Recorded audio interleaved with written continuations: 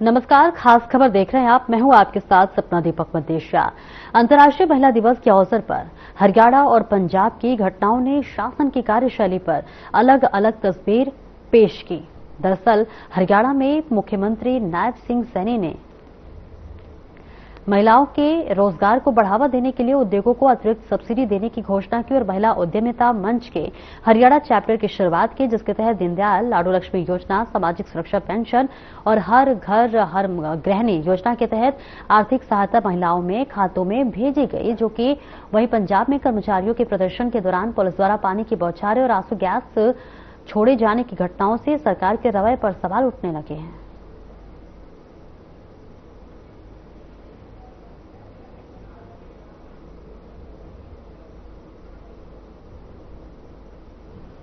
मेरा ये परम सौभाग्य है कि आज मुझे सिरसा की इस पावन भूमि, इस पवित्र नगरी, जहां पर नारी शक्ति के इस समारोह में आज मुझे आने का अवसर मिला है। ये वो पवित्र भूमि है जहां पर अनेक संतों ने समाज का मार्गदर्शन किया है। ये वो पवित्र भूमि है जहां पर इस पवित्र भूमि पर दशमेश पिता श्री गुरु गोविंद सिंह जी ने भाईचारे, एकता को मजबूत करने के लिए यहां शुरू किए गए होला मोहल्ला का आज यहां शुभारंभ जो हुआ है। इससे पहले मुझे इस कार्यक्रम में, जो हमारा जीवन नगर है, वहां पर मुझे इस कार्यक्रम में शामिल होने का अवसर भी मिला है। आदरणीय साथियों, ये वो पवित्र भूमि है सिरसा, जहां पर 1507 ईस्वी पूर्व पहली पातशाही श्री गुरु नानक देव जी के चरण कमल इस पवित्र भूमि पर पड़े हैं।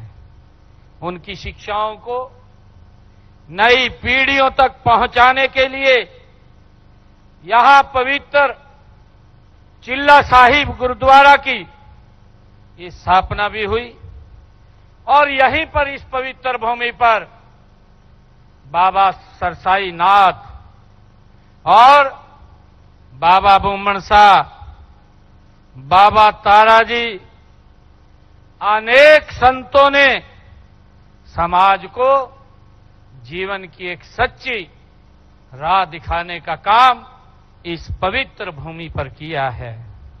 मैं उन सब संतों के चरणों में मैं शीश झुका करके मैं प्रणाम करता हूं और साथ ही आप सबको पुनः अंतर्राष्ट्रीय महिला दिवस की मैं बहुत बहुत बधाई भी देता हूं, शुभकामनाएं भी देता हूं।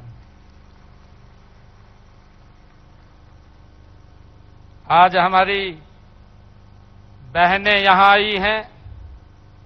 आज हम यहां दो अत्यंत महत्वपूर्ण अवसरों का संगम देख रहे हैं। एक और जहां हम अंतर्राष्ट्रीय महिला दिवस मना रहे हैं, तो वहीं दूसरी ओर हरियाणा की ऐतिहासिक धरती पानीपत पर शुरू हुए बेटी बचाओ बेटी पढ़ाओ अभियान के हम 11 वर्ष पूरे कर रहे हैं। आज मेरे लिए ये गर्व की बात भी है और मैं विभाग के अधिकारियों को मैं धन्यवाद भी देना चाहूंगा कि आज जो महिला ये दिवस के अवसर पर एग्जीबिशन आपने लगाई है, मैं उस एग्जीबिशन को देख करके अभिभूत हुआ हूं। हमारी बेटियों ने, हमारी महिलाओं ने अपनी मेहनत के बल के ऊपर जो ऊंचाई को छुआ है, वो पूरा का पूरा दृश्य उस एग्जीबिशन में देखने को मिल रहा है। मैं बधाई देता हूं विभाग के अधिकारियों से, और मैं ये भी कहना चाहूंगा कि इस एग्जीबिशन को आप कुछ दिन के लिए जरूर चलाएं, क्योंकि और मैं सभी बहनों से भी ये कहना चाहूंगा कि आप एकदम ना जाएं, उस एग्जीबिशन को अवश्य देखें।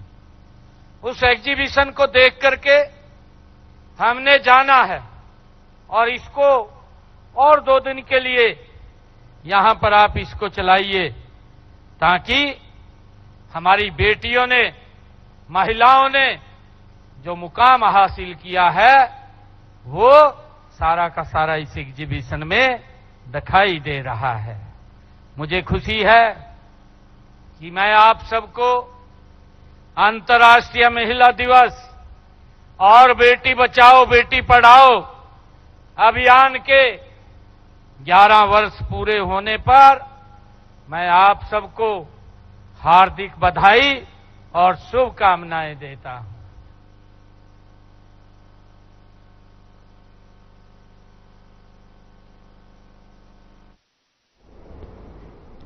मुख्यमंत्री नायब सिंह सैनी ने अंतर्राष्ट्रीय महिला दिवस के अवसर पर सिरसा में आयोजित राज्य स्तरीय समारोह में बतौर मुख्य अतिथि शिरकत की। इस अवसर पर आपको बता दें कि मुख्यमंत्री ने महिला उद्यमिता मंच के हरियाणा चैप्टर की शुरुआत करने के अलावा दीनदयाल लाडो लक्ष्मी योजना की 5वीं किस्त के तहत 200 करोड़ 77 लाख रुपए की, सामाजिक सुरक्षा योजना के कुल 1338 करोड़ 61 लाख रुपए और हर हर घर गृहिणी योजना के तहत 20 करोड़ 21 लाख रुपए पात्र महिलाओं के बैंक खातों में स्थानांतरित किए।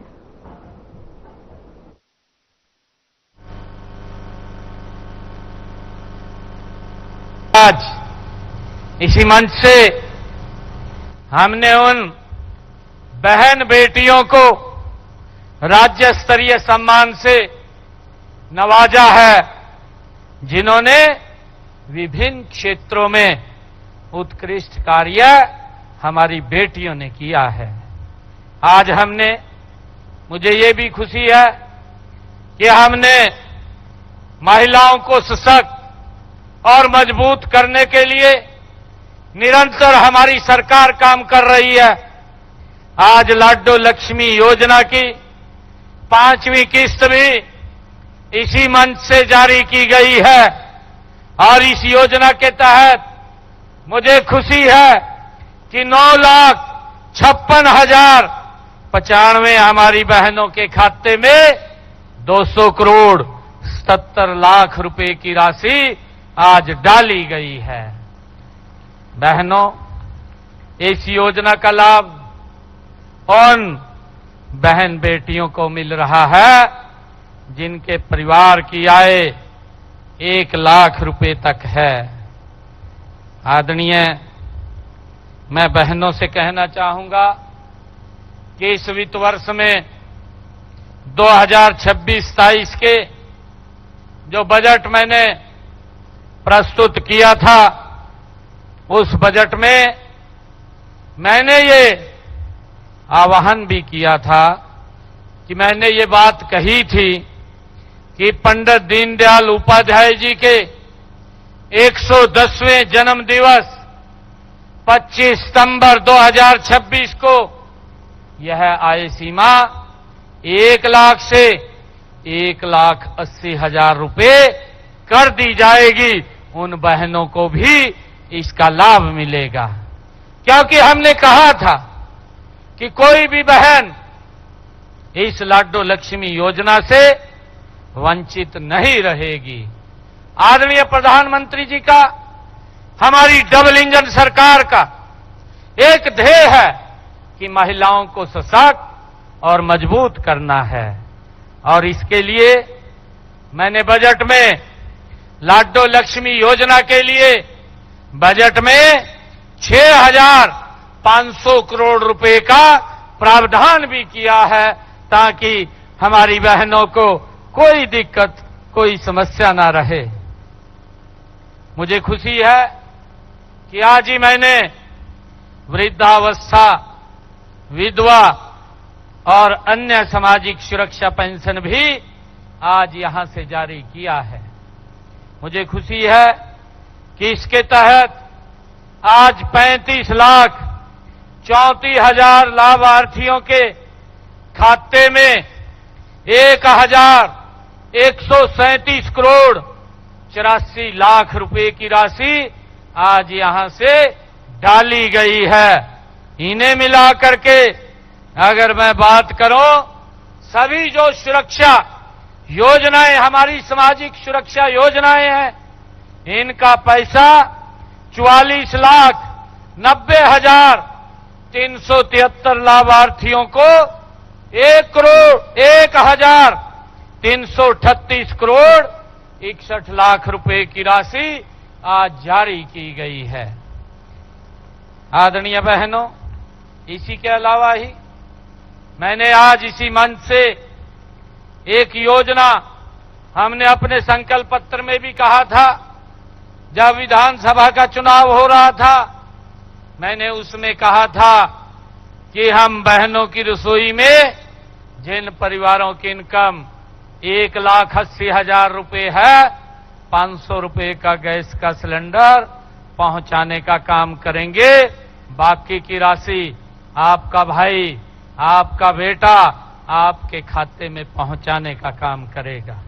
और मुझे खुशी है, आज इसी मंच से मैंने हर घर हर गृहिणी योजना के तहत गैस सिलेंडर रिफिल करवाने वाली 6,47,000 बहनों के बैंक खातों में जनवरी माह में 20 करोड़ 21 लाख रुपए की मैंने राशि डाली थी। और इस योजना के तहत अब तक 14,38,000 हमारी बहनों के बैंक खाते में जो ऊपर की राशि है वो 223 करोड़ 31 लाख रुपए की ये राशि हमने डाली है।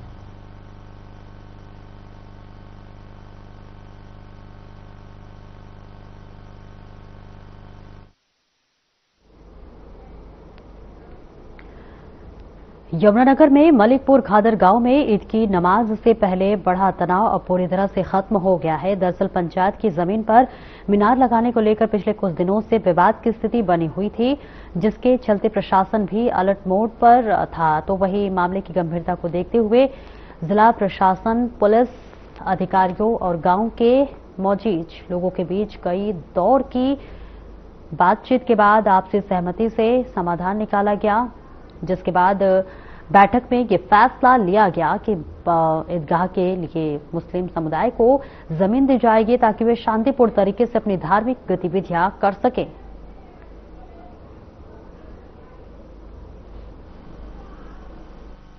खाली छछरौली का गांव है मलिकपुर खादर। यहाँ वैसे तो लगभग 15-20 साल से ईदगाह की नमाज की जगह को लेकर समुदाय के लोग बहुत प्रयास कर रहे थे। इनका एक छोटा ईदगाह था यहाँ, वो अभी नेशनल हाईवे बनने के उसमें वो उसकी सड़क के बीच में आ गया। अब यहाँ पंचायत की सहमति हुई थी। पहले हमें पता लगा कि जैसे रेजोल्यूशन डाल के 2011 में इनको 1 किला जमीन का दिया गया था यहाँ। लेकिन अब जैसे इन्होंने यहाँ अपना नमाज पढ़ने की तैयारी की, अभी रमजान का महीना चल रहा है, 10 दिन के बाद ईद की नमाज पढ़ी जाएगी। तो जैसे इन लोगों ने तैयारी शुरू की तो कुछ लोगों ने इस पे विवाद खड़ा कर, उसके बेस पे नहीं बैठ गया। एक धर्मशाला और समाज को के लिए कर देंगे, एक मुस्लिम धर्मशाला हो जाएगी और एक जो सरदारों के लिए धर्मशाला वो कर देंगे, और एक कश्यप धर्मशाला है कोई सी भी हिंदू समाज के लिए। बस इन्हीं के ऊपर कोई मुद्दा नहीं था इतना बड़ा, कुछ भी निमट गया जी। आज सभी की सहमति नहीं निमटा जी, जो भी मौजूद आदमी थे वहाँ उनकी सहमति निमट गया जी। तो पता नहीं किसी शरारती तत्व उन्हें लगा दिया होंगे, काम है कोई नॉलेज नहीं था। कल सुबह मेरे को पता लगा जब मैंने प्रशासन को बोल दिया था। हाँ, प्रशासन साथ में था जी, बीडो साहब की मौजूदगी में आए, SHO साहब थे चिचरौली। 10-15 साल तक तकरीबन विवाद छिड़ा था गाँव में ईदगाह की जगह के लिए। और रोड पे चली गई। वो जो हमारा पुराना ईदगाह था वो एक हमारे गांव की मलकियत थी, उसकी वजह से वो रोड में चली गई तो मुस्लिम जो समाज है उसको कोई ईद की नमाज पढ़ने के लिए कोई जगह नहीं थी। हर बार ये रहा था, हर बार ये रहा था, ये दे दिया 2011 में ये दे दिया था हमारे को किले काट का साइड वाला, इस पर फिर विवाद खड़ा हो गया।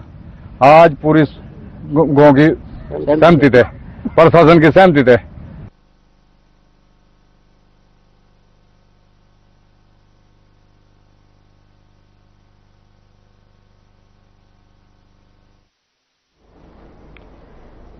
यमुनानगर में पारंपरिक खेती से अलग हटकर एक किसान ने नई राह चुनकर सफलता की मिसाल कायम की है। आपको बता दें कि पिपली नमाजरा गांव के प्रगतिशील किसान अकरम खान स्ट्रॉबेरी की खेती से न केवल अच्छी कमाई कर रहे हैं बल्कि इलाके के अन्य किसानों के लिए भी प्रेरणा बन गए हैं।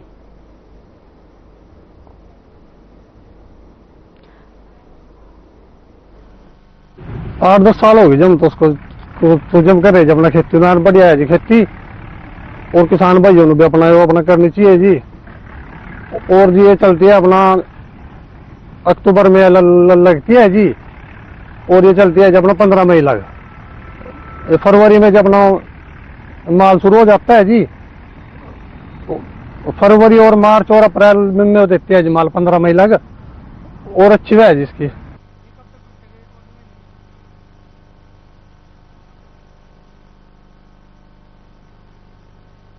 और केंद्रीय राज्य मंत्री कृष्णपाल गुर्जर के कार्यालय पर प्रधानमंत्री की महत्वाकांक्षी पीएम सूर्य घर मुफ्त बिजली योजना के तहत एक जागरूकता कैंप का आयोजन किया गया, जिसमें आपको बता दें कि क्षेत्र के गणमान्य नागरिकों ने हिस्सा लिया। इस मौके पर मंत्री ने बताया कि इस योजना के तहत लोग अपने घरों की छतों पर सोलर पैनल लगाकर बिजली की बचत कर सकते हैं और सरकार से सब्सिडी का लाभ भी प्राप्त कर सकते हैं। उन्होंने कहा कि अब तक 72 लाख लोग इस योजना से लाभान्वित हो चुके हैं और शेष 28 लाख लोगों को इस योजना का लाभ लेने के लिए जागरूक किया जा रहा है। इस योजना के तहत जिनका बिजली खर्च नहीं होगा उन्हें सरकार द्वारा बचे हुए यूनिट पर 3.25 रुपए दिए जाएंगे।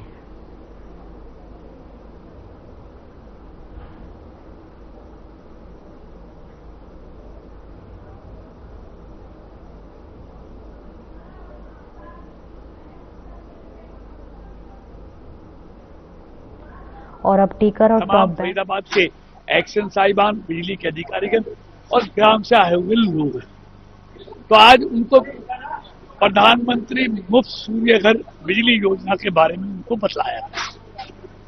प्रधानमंत्री जी ने इस देश में जो अंतिम पायदान पर खड़ा हुआ व्यक्ति है उसके कल्याण का संकल्प किया है और फरीदाबाद हिंदुस्तान के मानचित्र पर बहुत तेजी के साथ उभर रहा है। आने वाले समय में फरीदाबाद की पहचान भारत के मानचित्र पर अलग तरह से दिखाई देगी।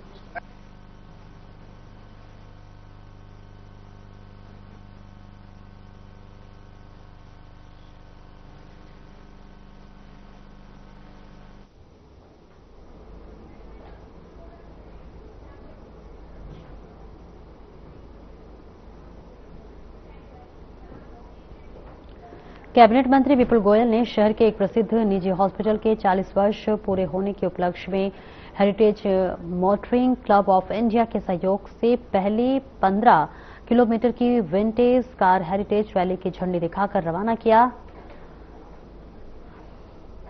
जिसमें 50 से अधिक विंटेज कारों और मोटरसाइकिलों का प्रदर्शन किया गया। इस अवसर पर विपुल गोयल ने कहा कि पुरानी कारों की देखभाल बच्चे की तरह करनी होती है और इसी तरह हमें अपने बुजुर्गों को भी संभाल कर रखना चाहिए ताकि वे भविष्य में भी समाज को चमकने का अवसर दें।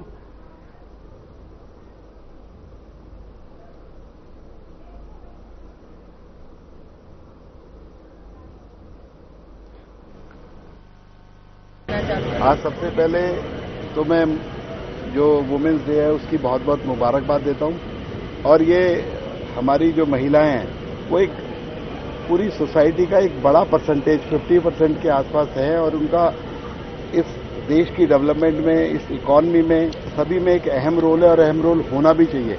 मैं धन्यवाद भी करना चाहूंगा माननीय मोदी जी का कि उन्होंने सभी चीजों में तो प्रायोरिटी देने का काम किया ही किया, लेकिन पॉलिटिक्स के अंदर भी जो 33% का रिजर्वेशन महिलाओं को दिया है वो आगे चलकर महिलाएं इस समाज को एक बड़े नंबर को आगे बढ़ाने का काम करेंगी, ऐसी मैं उम्मीद करता हूं। और इससे हमें एक समाज को सीख भी लेनी चाहिए कि जो ओल्ड इज गोल्ड, जो ओल्ड चीजें हैं, अगर उनको हम अपनी विरासत को, अपने एसेट्स को, अपनी धरोहर को, अपने बुजुर्गों को अगर इसी तरीके से संभाल कर रखेंगे तो फ्यूचर में भी वो ग्लोरी का काम करेंगे।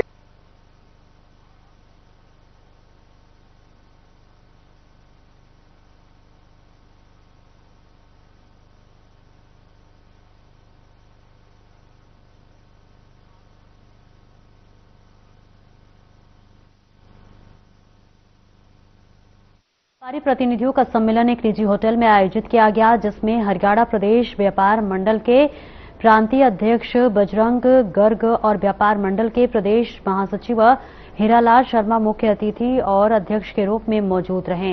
इस बीच आपको बता दें कि सम्मेलन में व्यापारियों ने राज्य में व्यापार और उद्योग के पिछड़ने, बेरोजगारी बढ़ने और इसके साथ ही अपराधों के बढ़ते प्रभाव पर चिंता व्यक्त की। आपको बता दें, इस मौके पर बजरंग गर्ग ने सरकार की गलत नीतियों के कारण छोटे और मध्यम उद्योगों के बंद होने की बात कही और उद्योगों को बढ़ावा देने के लिए सस्ती बिजली और इसके साथ ही जमीन की सुविधा की आवश्यकता पर भी जोर दिया।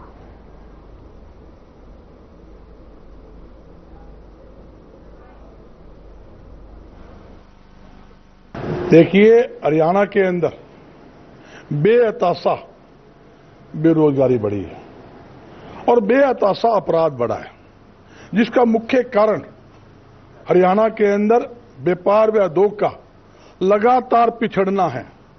सरकार की गलत नीतियों से छोटे और मध्यम उद्योग लगभग 70% बंद हो चुके हैं, जिसके कारण लाखों लोग बेरोजगार हो गए। जैसे ग्राम स्तर के ऊपर दुनिया भर की छोटे छोटे उद्योग मिलें लगी हुई थी, सरकार की तरफ से किसी प्रकार की सुविधा ना देने के कारण बेरोजगारी बढ़ी। जब बेरोजगारी बढ़ी तो अपराध बढ़ा। युवा पीढ़ी लगातार नशे के दलदल में धंसती जा रही है।